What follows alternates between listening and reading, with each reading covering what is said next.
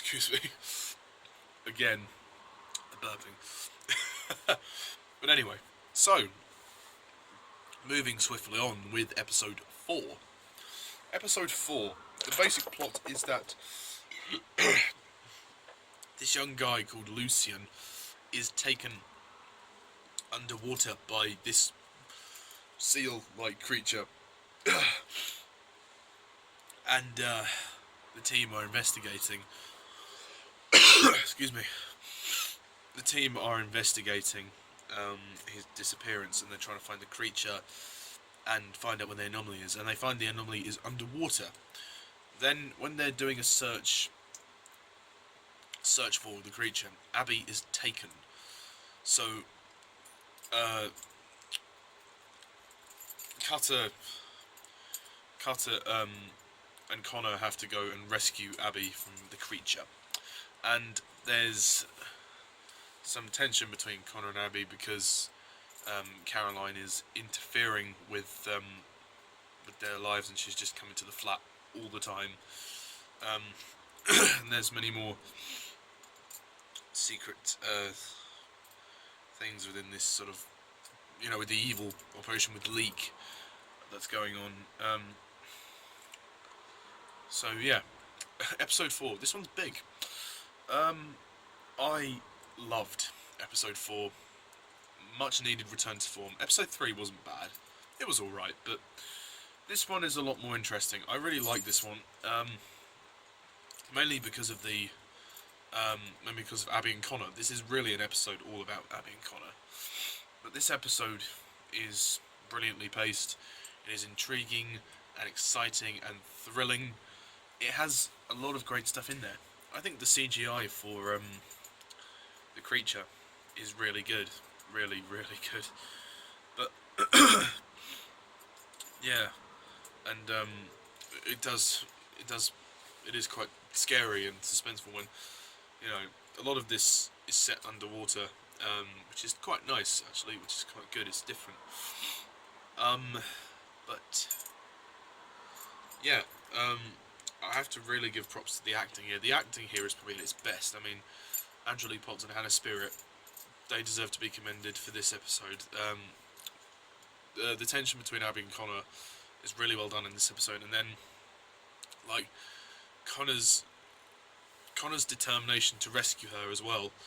That's so great to see. And towards the end, when they're hanging on the rock, and he basically declares his love for her, that he loves her.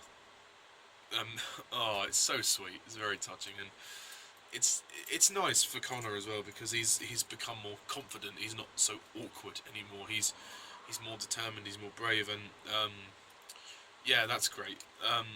So the best things about this episode are the moments with Abby and Connor and the creature itself. Again, Stephen, he doesn't really do much. Cutter's good. Nick Cutter, he's good. Douglas Henshall's good. He has a nice scene with Lucy Brown, with Jenny, when she's like, you saved my life, so just for tonight you can call me anything you like. But for the record, I really hate that name. The name Claudia, of course. There's a great scene when Cutter has to pull the basketball out of the creature, and it is quite, gotta give, props to the props team. Yeah, the props and design team, production design. They did a great job, with the big creature, the dead creature. That was really well done. I think also for this one, the music is just that little bit more emotional. I really like that. It adds a lot to the drama of the story, and the moments with Connor as well, Connor and Abby, like the music. Excuse me.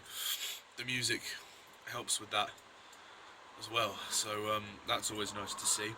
That's always very nice to see. Excuse me. Sorry, I got a sniffle. I like Lester here. Lester's really funny.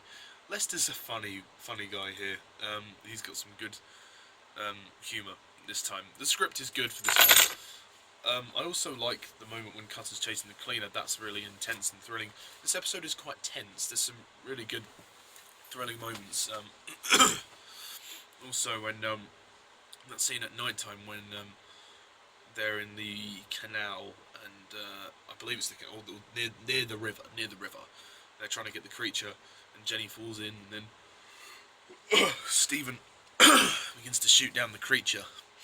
It's all very entertaining and thrilling stuff. I mean, there's no sort of big kind of lead-in mysteries this time around. I mean, because obviously, you know, we're still interested to know what, you know, because episode 3 revealed to us at the end that Leek is kind of the main antagonist in all of this, and Caroline is involved in it, and now we find out at the end of this episode that Helen Cutter is working with Leek. So yeah, Leek is up to no good. We don't know fully the story yet, but we know that there is something going on here, and Caroline also puts Rex in Connor and Abby's fridge and leaves him to cool, and Abby of course knows that this is some kind of big game, and she's like, "Oh, I'm sorry, he must have crawled in when I was putting things away." Like, it's that's horrible. It's really cruel what she does. And Connor's trying to defend her, but Abby's obviously not. She doesn't like her.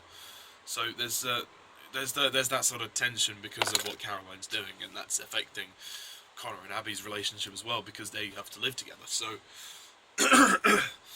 makes it a little bit awkward as well.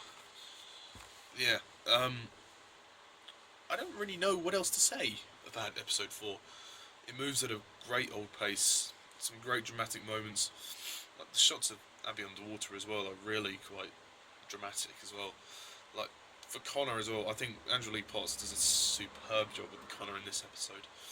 He does a really good job at conveying that kind of, you know, that the development of their relationship is really lovely throughout the 5 series, but this episode is very poignant because this episode proves how far Connor would go to rescue her.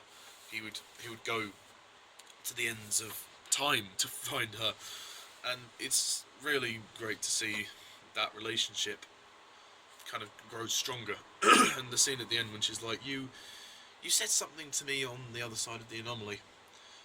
I might have misheard. What was it? And then kind of trying to deny it. He's being a bit awkward about it. He's like, no, I didn't say anything. And then they're looking at each other, and you know, and there's some feelings in there. There's feelings around stronger. You can tell that the two of them are in love, but obviously he's then restricted by his girlfriend Caroline. So there's a lot of interesting character drama here.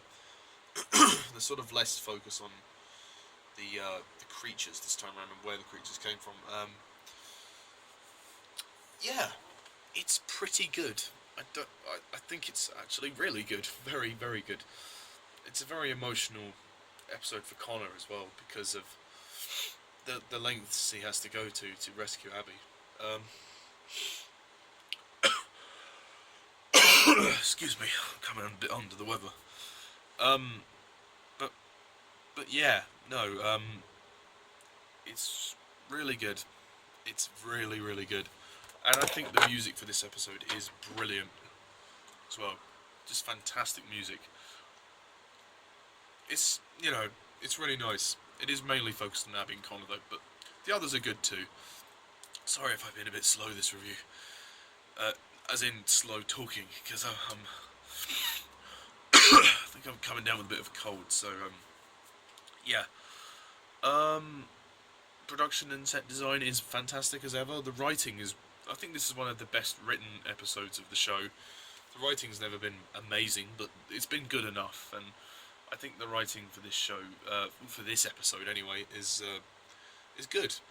I think it's good. Yeah, I really love this episode. I don't necessarily have any problems with it. I can't think of any problems with it. So I'm probably going to give this episode a 10 out of 10.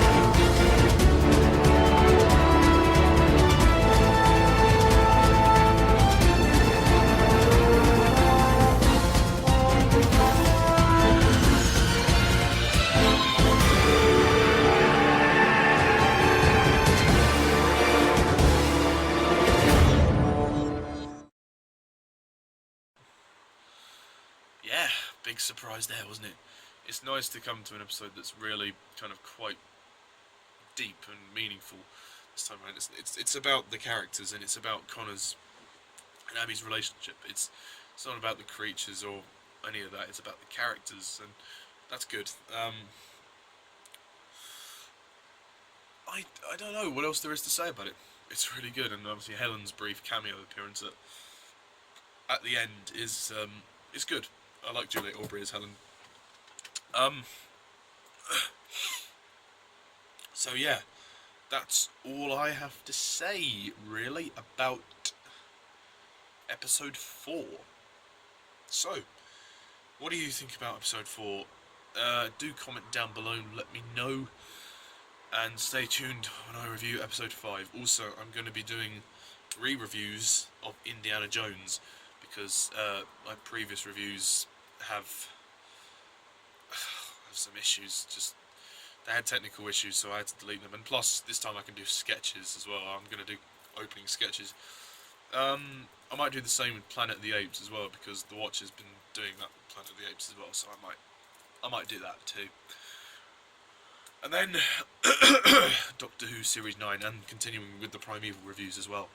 And then Spectre to come in October. Yes, there's not many new releases that have come out recently. I have actually seen Paper Towns, so I should probably upload my review for that. I recorded it a while back, but I should probably upload that. But in any case, that's really all I have to say about episode 4, so thank you all for watching. I'm Mr. Thomas11, and see ya!